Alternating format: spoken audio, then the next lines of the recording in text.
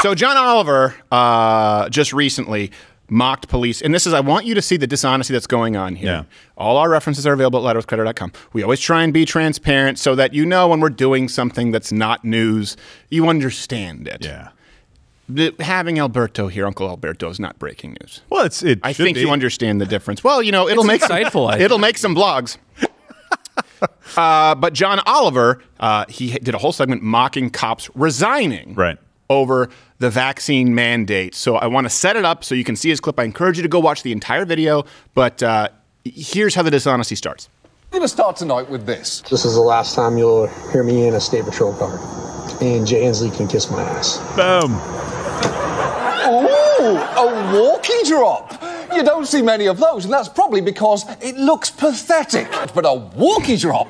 I don't think we're watching the same clip. Man sitting in a dark car dropping a heavy object directly onto his penis. But it is true. All over the country, a small minority of police officers have received disproportionate coverage after threatening to resign over COVID mandates. Penis? They framed this as a matter of individual liberty, even in cases where very little was being asked of them. And this forcibly injecting medicine against your will? I don't know. Constant refrain. We hear from cops every time they kill an unarmed black person. They should have complied with commands, because as long as you comply, things will supposedly go well. But that only seems to work one way.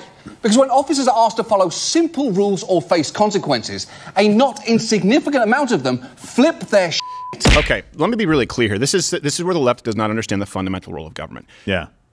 We have supported police where appropriate and condemned and admonished police where inappropriate, to be very clear. And it's probably about a 50-50. The issue is when you have something like Black Lives Matter, the immediate problem is putting out the literal fires and the figurative fires, both fires. Right. But the issue here is where he says, you know, what they're telling you is the police say as long as you comply. No, we don't support them. We say as long as you comply with the law. What's the basis? The Constitution. Things that don't harm other people. Laws that make sense. The moment a police officer goes outside of their scope, for example, search and seizure that they don't have a warrant for, we say, okay, that's wrong. You say, as long as you comply, shouldn't that same apply to complying with totally new unconstitutional laws? No, it doesn't. Right. And if John Oliver had his way, they would just be complying at the Boston Tea Party. Well, I guess we got to pay a few more taxes, right? And they would just be complying when they say, look, just jump in these trains and we'll take you to these nice summer camps in Germany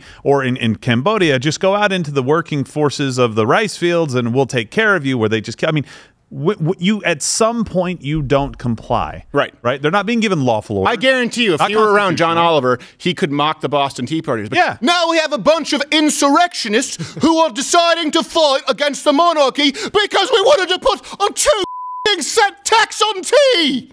Oh, no. Yeah. You think they would have stood around for this crap? No. So I want you just to understand that that's kind of the playbook, because here, to justify the points that he's making, he then goes to show a clip with which the context, of course, is not as egregious as Loudoun County. Yeah. But it's the exact same play where he wants you to think this cop simply flipped out on somebody who was being polite with them. Here's the clip John Oliver shows.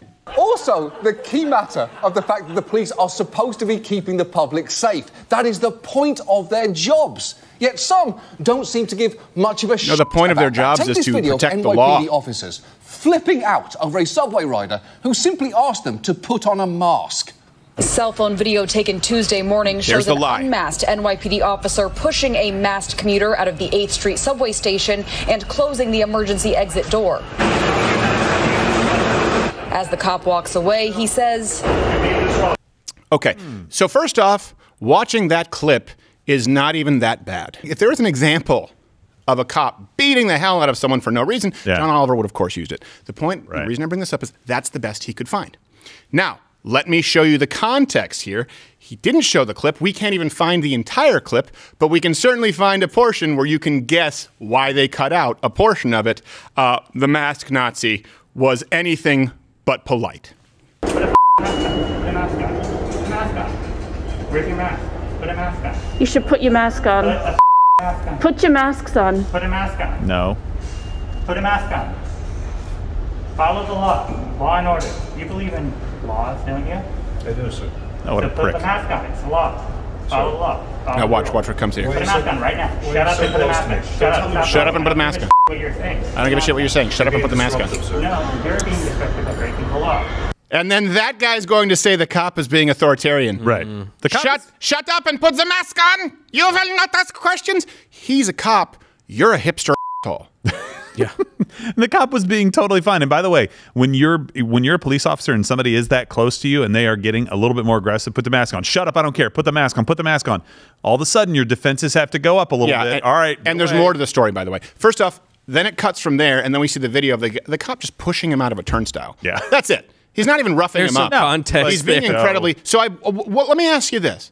This is where you have to make an inference. We have that as a setup where he's getting increasingly aggressive. Shut up, I don't care. Shut up. No, I don't give a shit what you say. Put on your mask. Put on your mask. Put on your mask. And then he's being gently escorted through a turnstile. Yeah. What do you think happened in between? Do you think that man said, okay, let me reset. No. I was out of line. I'm sorry. What? Do you think that's what happened? No, let me reset. Let me show you how much of a liar this man is. And of course, CNN just took him at his word. Yes. Watch him here on a local media report. Eddie Haskell the crap out of it. I just take my phone out and I'll politely ask them hey, can you just, follow the rules like everyone else and wear a mask. The male officer there basically, was playing dumb and pretending he couldn't hear what I said. He was saying, oh, I can't hear you with your mask on. Oh, yeah, that's what. Okay. Let's be clear about this, too, why cops might be a little uneasy. Protest-related assaults on police officers are up 400%. Oh, wow. Since 2009. So 2018, there were 590 assaults on officers. There were 488 in 2019. And in 2020, 2,444. Wow. Well, now I know that January 6th was in 2021, so what could have possibly led Who to has that any idea? A little bit of a jump officer there. assaults. This is the issue with John Oliver bending the truth. Because the lie is better for him than the truth. That's it. Yeah. And he's also, anyway.